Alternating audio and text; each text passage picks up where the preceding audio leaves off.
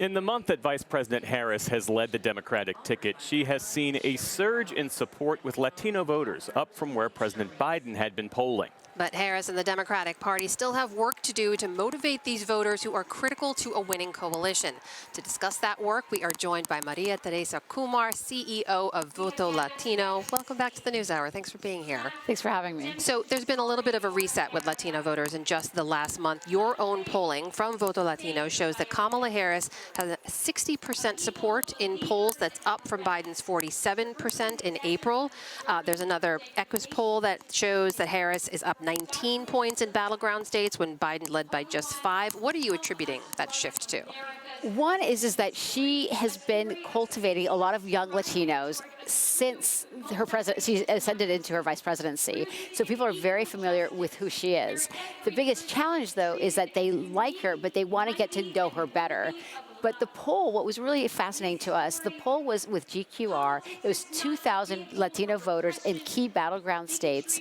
And the biggest takeaway was not only was Kamala leading among the Democrats, but she was taking away roughly 17 points away from Kennedy. And believe it or not, she was also taking away from Trump.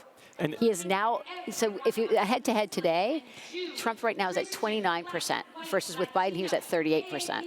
And it's the younger voters, the younger Latino voters that account for that? Disproportionately, yes, and Latino women.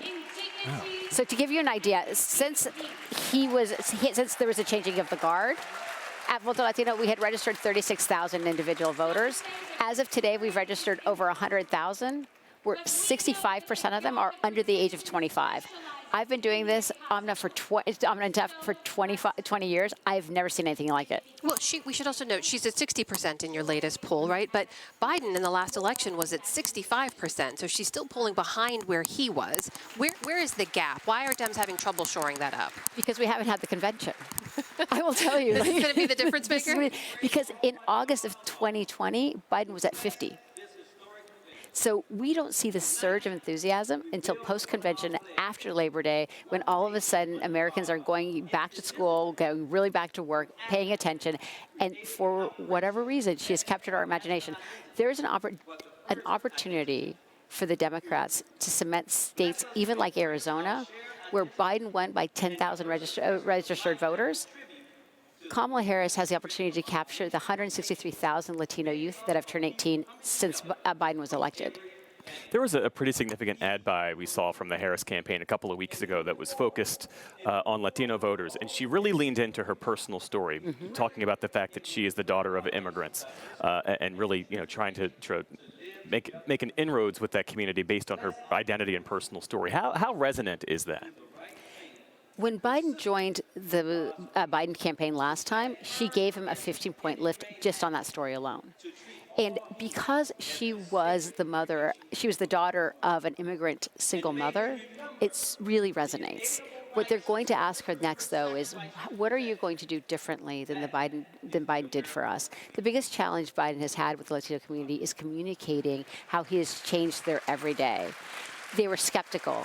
With her on top of the ticket now, they're very open to what is the possibility for an extended possibility with an extended 4-year term. There has been this sort of long-term trend, though, a weakening of enthusiasm among Latino voters, who we should underscore here are not a monolith, right? Right. Yeah, but there has been, really since Obama, a weakening, presidential election by election. What do you attribute that to, and what do you want to see from Harris and Walz that could possibly reverse that trend? So what we have found is that the way Latinos vote isn't that they're trending to the Republicans, is that they're not enthusiastic necessarily, so they stay home. So what they want to be able to demonstrate is that not only is there a vision for the present, but also for the future.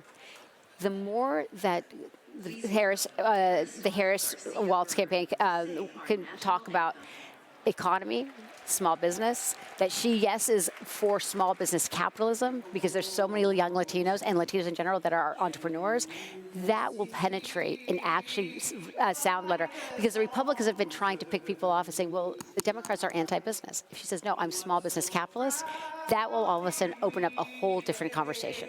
We should say the convention has gavelled into session, and we should apologize for talking through the national anthem, that this timing is sort of out of our control.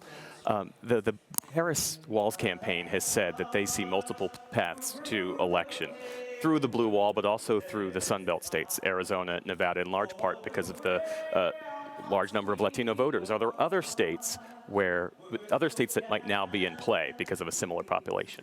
I would say that there is an opportunity even in Pennsylvania and Wisconsin, but perhaps not for the top of the ticket, but in growing the electoral base, you have a potential Senate pickup in a place like Texas because of the volume of young people. They're anxious now to jump in the game, but there has to be a real strategic investment there. There is, of course, the key issue of immigration that we know is really resonant, particularly with some majority Latino populations and border communities, where we saw many of them actually go for Trump in the last election. How should this ticket message on this issue that has bedeviled the Biden-Harris administration? Well, I think we saw it when the vice president went down to Central America and convinced business to go to the root of the problem and start creating investments. The more that she couches what is happening at the border as a Western hemispheric issue, and that we need more people involved, not just government, but our Canadian friends, our Mexican friends, our Colombian friends, for example, and break the business, then we could have a conversation with American people of how do you actually talk about the undocumented people that have been here for 20, 30 years. What the president did in June, where he provided and granted authority to stay for spouses of undocumented immigrants, goes a long way. That was roughly 2 million family households that were impacted. There is now a narrative of we have to fix the border, we have to be tough on it, but we do have pathways to safeguard the folks that are already here. Maria Tisa Komar. We'd love to both thank you. Thank you. Always good to see you here. Thanks for being here. Appreciate it. Thank you.